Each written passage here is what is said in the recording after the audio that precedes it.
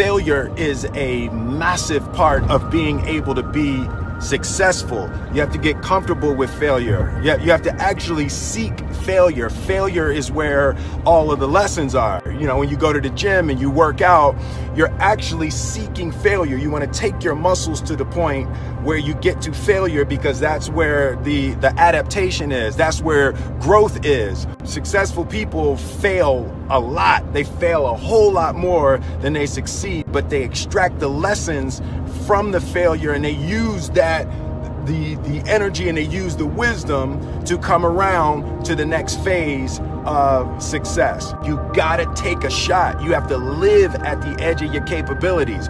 You gotta live where you're almost certain you're gonna fail. That's the reason for practice. Practice is controlled failure. You're getting to your limit, getting to your limit, getting to your limit. You can't lift that, you can't do that, until you get to the point that all of a sudden your body makes the adjustment, and then you can do it. Failure actually helps you to recognize the areas where you need to evolve. So fail early, fail often, fail forward.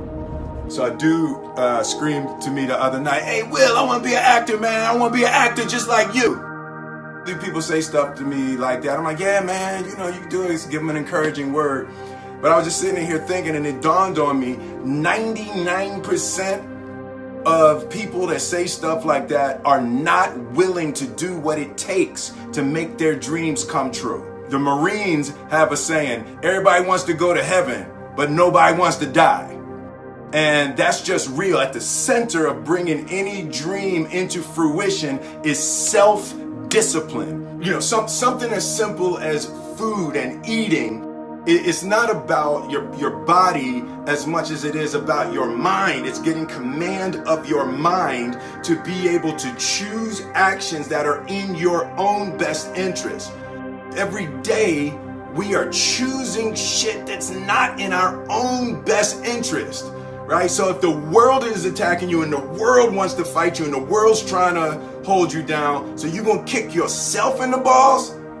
So you're going to stop yourself from getting what you dream. Self-discipline is the center of all material success. You cannot win the war against the world if you can't win the war against your own mind. The only thing that I can see, and you can never really look at yourself, the only thing that I see that is distinctly different about me is I'm not afraid to die on a treadmill.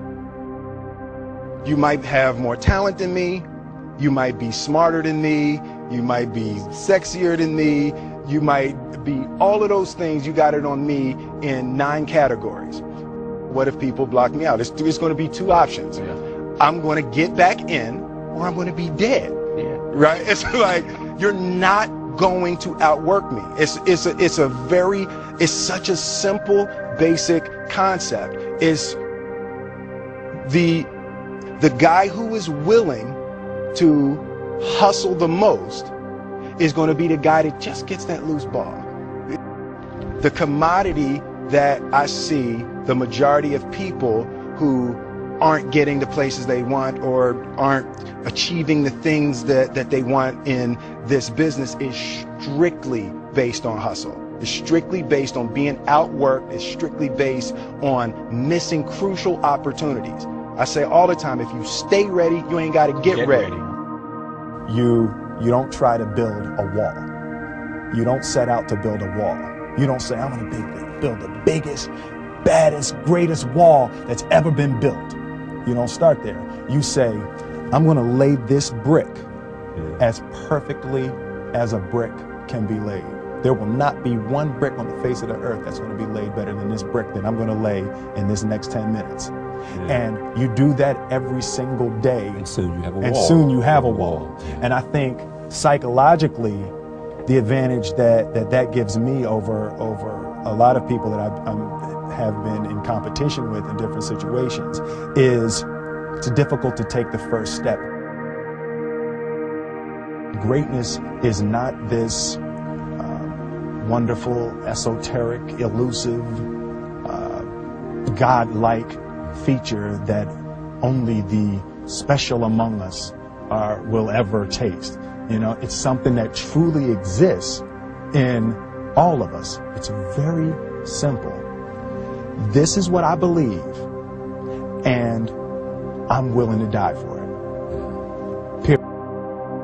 The separation of talent and skill is one of the greatest misunderstood concepts for people who are trying to excel, who have dreams, that want to do things. Talent you have naturally. Skill is only developed by hours and hours and hours of beating on your craft. I've never really viewed myself as particularly talented. Where I excel is ridiculous, sickening work ethic. You know, while the other guy's sleeping, I'm working. While the other guy's eating, I'm working. There's no easy way around it. No matter how talented you are, your talent is going to fail you if you're not skilled.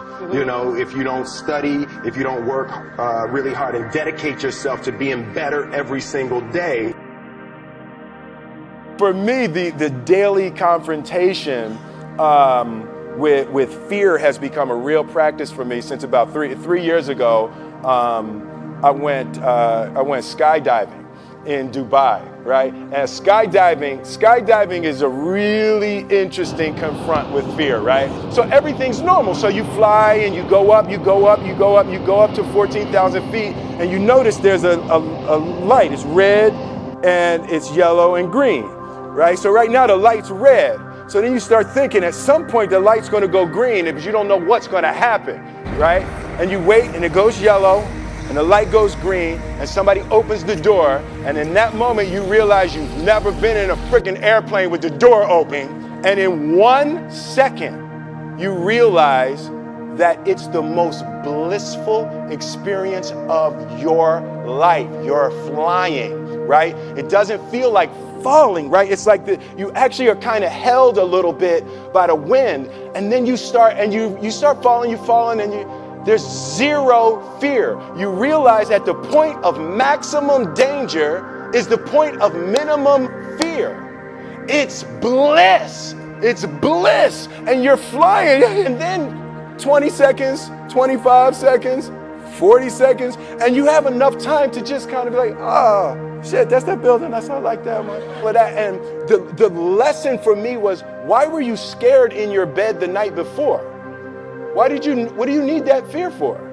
Just don't go. Why are you scared in your bed 16 hours before you jump? Why are you scared in the car?